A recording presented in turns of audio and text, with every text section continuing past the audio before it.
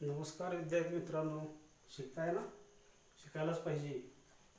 आज आपण इयत्ता 10वीचा मॅथ सेकंडमधील पहिला चॅप्टर सिमिलॅरिटी या सिमिलॅरिटीचा प्रॅक्टिस सेट 1.1 शिकणार आहोत. त्याच्याचं पहिलं एक्झाम्पल आहे. Base of a triangle is 9 and height is 5. Base of another triangle is 10 and height is 6. Find the ratio of areas of these triangles.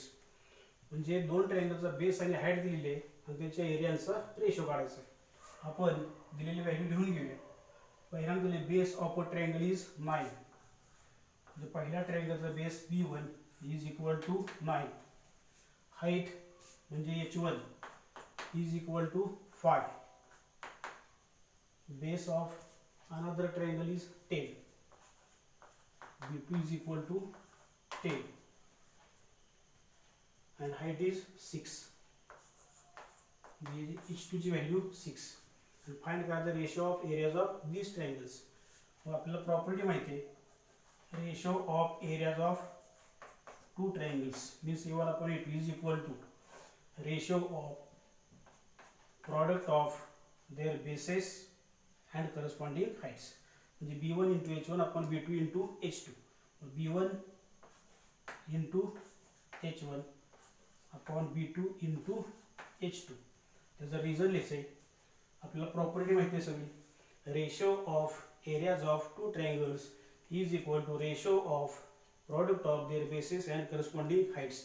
ही पूर्ण प्रॉपर्टी लिहिली तरी चालते किंवा हेच फक्त शॉर्टमध्ये हळूच लिहा. Ratio of areas of two triangles. काय लिहायचं? Ratio of areas of two triangles. आणि त्यांच्यात व्हॅल्यू पुट करूया आपण. B1 9 into H1 5 upon B2 10 into H2 6. इथं भाग जाईल.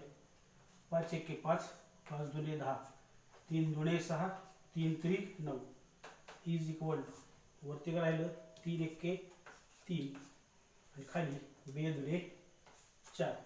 म्हणजे आपलं उत्तर मिळालं ratio of areas of two triangles is equal to 3/5. आणि हेच असं ठेवलं तर चालतंय किंवा हे शेवट आपण असं लिहू शकतो. A1 A2 is equal to 3:4. म्हणजे असं आलं. असं पुन्हा आन्सर तुम्ही लिहिलं तरी आणखी छान. याच्यानंतर दुसरा एक्झाम्पल.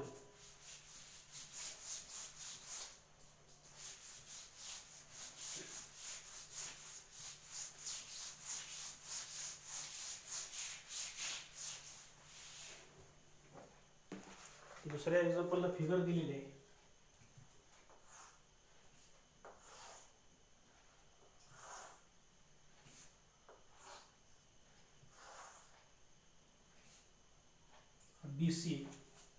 BC ची व्हॅल्यू आहे 4 आणि हा AD दिलेला आहे 8.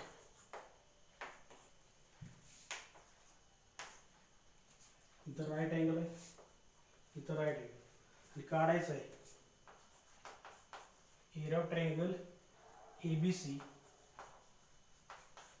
Upon area of triangle ADC. Area of triangle ABC upon ADB. Area of triangle ABC upon area of triangle ADB. म्हणजे या ट्रायंगलचा रेशो एरिया अपॉन या ट्रायंगलचा area. Ratio of areas of two triangles is equal to पहिली property. Ratio of areas of two triangles is equal to ratio of product of their bases and corresponding heights. तर दुसरी property अजून एक आहे. ह्या दोन ट्रायंगलचा AB हा base same आहे. बेस सेम असेल तर H1 अपॉन H2 दुसरी प्रॉपर्टी आपण या ठिकाणी वापरू शकतो. त्याला फक्त आपला रिझन लिहावं लागेल. इज इक्वल टू काय लिहूया? ABC चा बेस BC AB आणि ADB चा बेस AB कॉमन आहे. Therefore height upon height. याची हाईट याची BC अपॉन ह्याची हाईट AD. किती छान आहे बघा.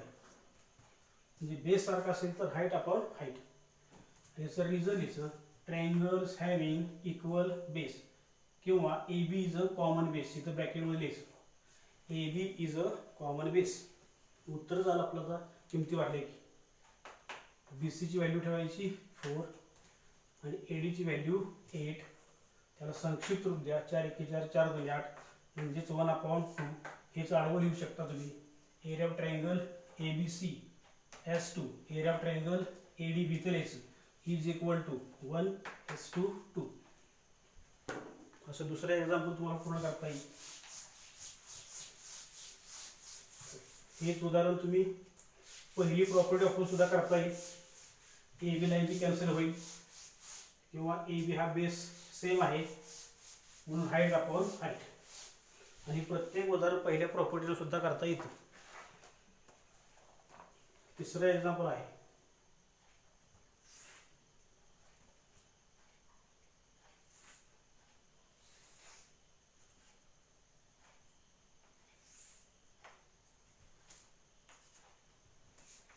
इथं आहे इकडे परपेंडिक्युलर आहे टी.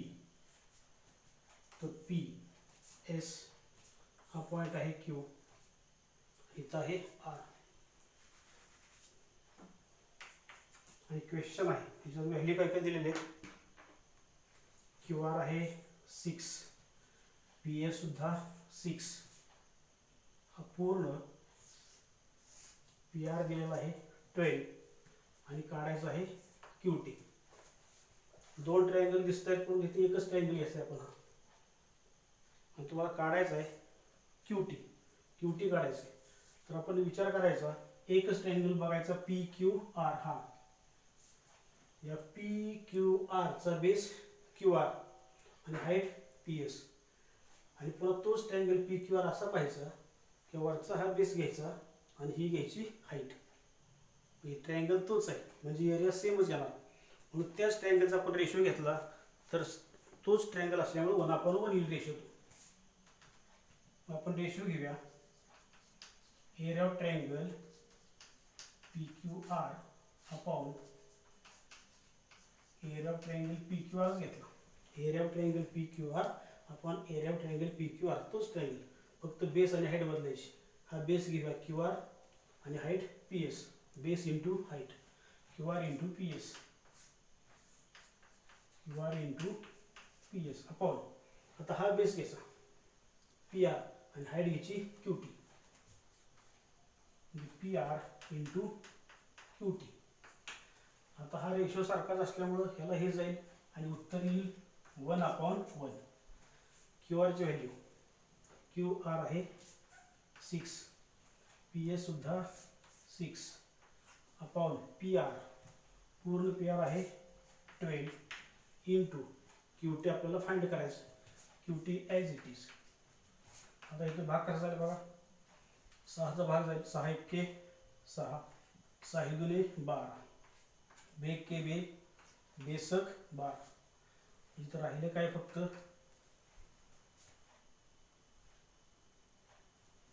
6 1 6, 6 2 12, बे के बे बेत्रिक 6. इथं आहे ना काय झालं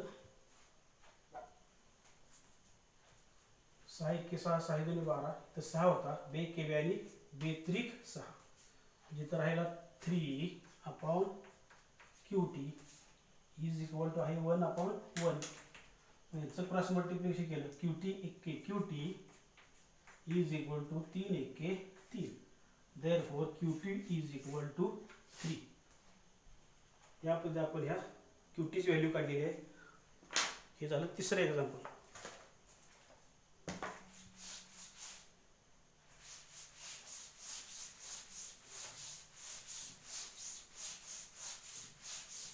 चौथं एक्झाम्पल आहे पुस्तकात पहा.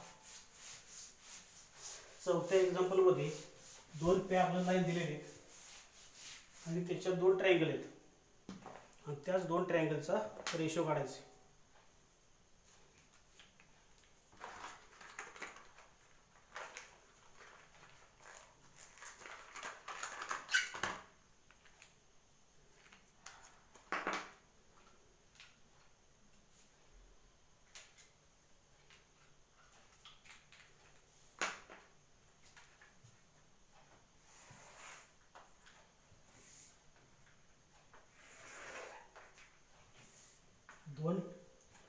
पॅरल आहेत.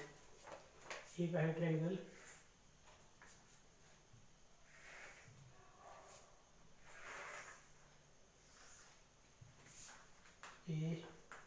ABC, इथं आहे D आणि ही हाईट आहे P. तर ह्या दोन लाईन पॅरल आहेत आणि तुम्हाला फाइंड करायचं आहे area of triangle ABC S2 area of triangle BCD. आता इथं गंमत काय बघा, हा ABC आणि DBC या दोन्हीचा बेस BC आहे पहा. BC हा दोन्ही ट्रायंगलचा बेस आहे. ABC DBC म्हणतानाच लक्षात येते ABC DBC म्हणजे बेस सेम आहे. आणि ह्या दोन लाईन पॅरल असल्यामुळे ह्या ABC ची हाईट AP आणि DBC ची हाईट इथं येईल अशी. ही हाईट H2 आणि याची हाईट H1. ह्या दोन लाईन पॅरल असल्यामुळं या दोन्ही मधलं डिस्टन्स सेम असेल. कोणत्याही दोन पॅरल लाईन मधलं डिस्टन्स सेम असतं. H1 is equal to H2 आणि बेस तर हा कॉमनच आहे. म्हणजे तुम्ही जर ह्याचं आन्सर लिहिलं area of triangle ABC upon area of triangle दुसरा तो BCD is equal to ABC चा base BC into height H1. आता H1 आणि H2 सेमच आहे, दोन्ही लाईन पॅरल आहेत. मग आपण ही सुद्धा हाईट Hच घ्यायची आणि ही हाईट सुद्धा H, कारण हे डिस्टन्स सेमच आहे. मग BC इंटू हाईट घेतली आपण याची H अपॉन पुन्हा हा कोणता आहे DBC, त्याचा बेस BC इंटू हाईट याची सुद्धा H. म्हणजे काय पहा, BC ला BC गेला, H ला H गेला, म्हणजे आलं 1/1. आणि हेच आडवं लिहायचं असेल तर area of triangle ABC S2 area of triangle DBC is equal to 1:1. हे झालं चौथं एक्झाम्पल.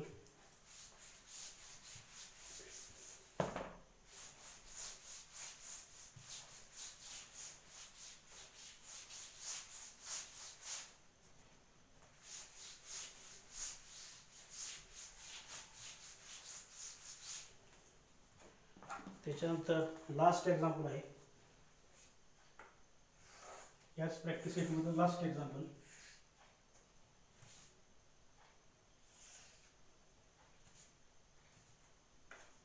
ABC P इथं हाईट अशी Q, याची हाईट आहे ED. इथे क्वेश्चन विचारलेत, 4 क्वेश्चन आहेत. पहिला आहे area of triangle PQB upon area of triangle PBC. आता बघा PQB आणि PBC, PQB आणि PBC. PQB ची हाईट आहे PQ आणि PBC ची हाईट सुद्धा आहे PQ. बघा ट्रायंगल PBC PBC याची हाईट PQ आणि दुसरा आहे वरचा आहे PQB, याची सुद्धा हाईट कोणती आहे PQ. म्हणजे हाईट जर सेम असेल तर काय येणार, बेस अपॉन बेस. आता डायरेक्ट आपण लिहूया PQB चा बेस, PQB चा base BQ upon PBC, PBC चा बेस BC. झालं उत्तर. आणि याचं लिहायचं reason, triangles having equal heights. Triangles having equal heights. दोन्हीची हाईट PQ ही सेम आहे. दुसरा आहे, असे कोणतेही रेशो तुम्हाला विचारले तर लिहिता आले पाहिजे. दुसरा आहे PBC upon ABC, PBC ABC, PBC upon area of triangle ABC. आता PBC मध्येच दिसते तुम्हाला PBC ABC, BC base same आहे. BC बेस सेम असेल तर हाईट अपॉन हाईट. मग PBC ची हाईट PBC ची हाईट PQ अपॉन ABC ची हाईट AD. बेस सेम आहे, हाईट अपॉन आहे. त्याचं रिझल्ट लिहा ट्रायंगल हॅव्हिंग कॉमन बेस और equal base. Height upon height आहे. थर्ड आहे ABC upon ADC. ABC upon area of triangle ABC. आता पहा ABC ADC आणि ADC याच्यात काय सेम दिसतंय का बघा. ABC ची हाईट कोणती आहे? ADच आहे. ABC मोठा आहे त्याची हाईट AD आणि ADC ची हाईट सुद्धा ADच आहे. बघा बघा ABC ची हाईट AD आणि ADC ची हाईट AD. मग या हाईट सारखी बेस अपॉन बेस. ABC चा बेस BC अपॉन त्याची हाईट बेस ABC चा बेस BC बरोबर आहे. आणि दुसरा ADC चा बेस DC. रिझन लिहायचं triangles having common height. AD common height आहे. आणि fourth ADC upon PQC.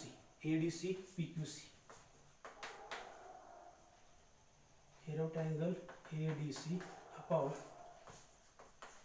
Area of triangle PQC.